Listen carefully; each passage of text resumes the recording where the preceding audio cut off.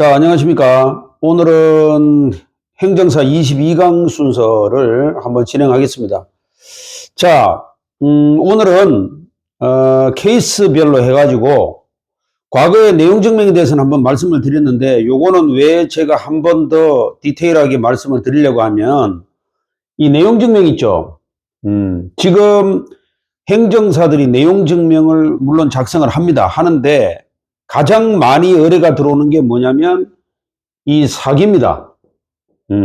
그래서 이 사기 내용 증명에 대해서 많이 의뢰가 들어옵니다. 무슨 말이냐면은 사기는 형사사건이죠. 사기는 형사사건인데 고객들이 주 목적이 뭡니까? 돈 받아달라는 거죠. 돈을 받기 위해서 우리가 사기죄를 고소하는 경우도 있겠죠. 있는데 무조건 사기죄로 고소를 하기보다는 1차로 내용 증명을 써서 보내면은 압박이 되죠. 그래서 내용 증명은 행정사가 작성을 해줄 수 있는 권한이 있죠. 그러니까 내용 증명을 1차적으로 보내고 거기다가 내용 증명 내용에 만약에 몇 월 며칠까지 돈을 갚지 않으면 사기죄로 고소를 하겠다. 그렇죠? 뭐 이렇게 진행하는 것이 훨씬 더 합리적이다 이 말이죠. 왜냐? 사기죄는 형사사건이기 때문에 행정사가 고소장을 원래 작성을 해줄 수가 없습니다. 행정사는 제가 5강이나 6강 시간에도 그 말씀을 드렸어요. 행정사는 고소장을 원래 작성을 해줄 수 없습니다. 고소장은 법무사나 변호사가 해야 되겠죠. 그런데 제가 오늘 왜 그 말씀을 드리냐면 주로 돈을 못 받아서 돈을 받게 해달라. 이런 경우에 돈을 받기 위한 목적이 두 가지가 있죠. 하나는 민사적으로 받는 방법. 그렇죠. 하나는 형사적으로 받는 방법. 이렇게 되겠죠. 그러면 형사적으로 돈을 받으려면 고소장을 써야 되는데 행정사는 고소장을 써줄 수가 없어요.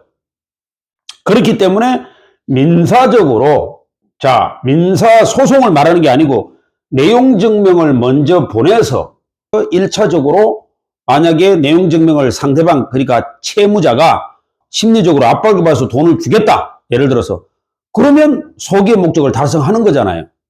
그래서 제가 이 말씀을 드리는 겁니다. 그래서 다시 한번 정리해서 말씀드리는데 고객이 왔을 때 고객이 돈을 빌려주고 못 받는다. 이런 경우에 내용 증명을 작성해주고 내용 증명은 행정사가 작성할 권한이 있잖아요. 그러니까 작성을 해주고 그 내용 안에 심리적인 압박을 주기 위해서 만약에 몇 월 며칠까지 돈을 주지 않으면 사기죄로 고소를 하겠다. 이런 내용으로는 작성할 수 있다 이 말입니다. 그러면 무턱대고 돈만 빌렸는데 사기죄가 되느냐 안 되느냐 이 부분이 또 중요하겠죠. 고소장은 행정사가 작성할 수가 없습니다. 내용 증명은 작성할 수 있는데 내용 증명 속에 몇 월 며칠까지 돈을 주지 않으면 사기죄로 고소를 하겠다. 이런 내용이 들어가려면은 사기죄의 구성 요건은 알아야 되겠죠. 그래서 사기죄의 구성 요건은 알아야 되는데 이 사기죄가 되려면은 돈을 주지 않을 목적으로 돈을 빌렸다든지 아니면 돈을 갚을 능력이 없는데도 돈을 빌렸다든지 이런 내용이 들어가면 사기죄가 됩니다. 아니면 그러면 그걸 뭐 그 사람 마음속에 들어가 본 것도 아닌데 돈을 주지 않을 목적으로 돈을 빌렸는지 안 빌렸는지 어떻게 알겠습니까? 그러니까 그거는 나중에 경찰서에서 고소장을 통해서 조사를 해보면 알겠죠. 예를 들어서 돈을 빌릴 때 뭐 거짓말을 했다든지 어머니 수술비가 필요해서 급하게 돈을 빌리는데 나중에 수술한 적이 없다든지 그러면 사기죄가 되는 거예요. 그러니까 우리가 행정사가 그런 걸 조사할 수 있는 권한은 없지만 내용 증명 속에 요런 거는 당신은 몇 월 며칠까지 돈을 안 갚으면 사기죄가 될 수 있다고 심리적으로 압박을 주는 거는 가능하단 말이야. 그러면 심리적으로 압박을 주면 돈을 빨리 갚을 수도 있는 거죠. 그러면 굳이 고소장이 안 들어가도 소기의 목적을 달성할 수 있다. 그 말씀입니다. 자, 그러면 고소장에 대해서 말씀을 드릴게요. 다시 한번 말씀드리지만 고소장은 행정사가 작성할 수가 없습니다.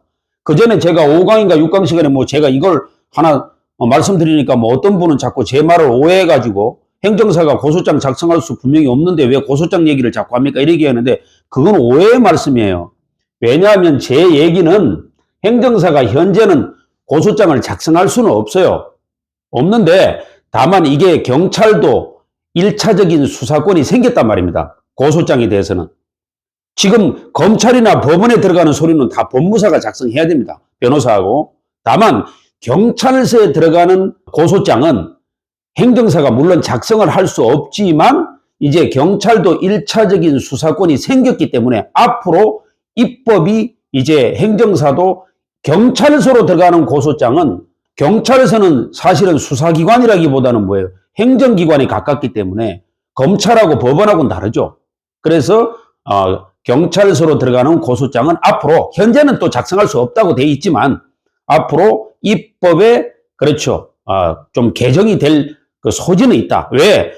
이제 1차적인 수사권이 경찰도 생겼기 때문에 그런 취지로 말씀을 드렸는지 제 말을 오해해가지고 자꾸 댓글에 뭐 고소장을 원래 작성을 그렇죠. 작성할 수 없는 건 맞는데 저는 그런 취지로 말씀을 드린 거고 마지막으로 이 고소장은 현재까지는 행정사가 작성할 수 없는 거는 맞습니다.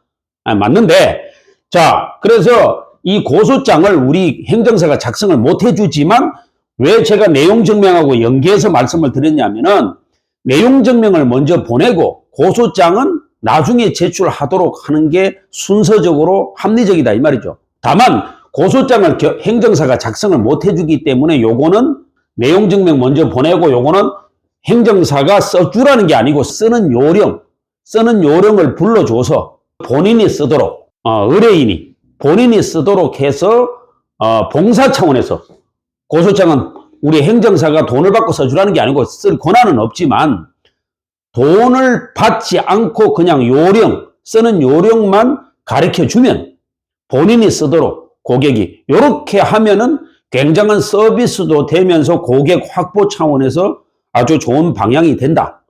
그 얘기죠. 그래서 고소장을 뭐 써주고 돈을 받아라 이 소리가 아니고 불러주고 본인이 쓰도록 하고 내용 증명은 그렇죠.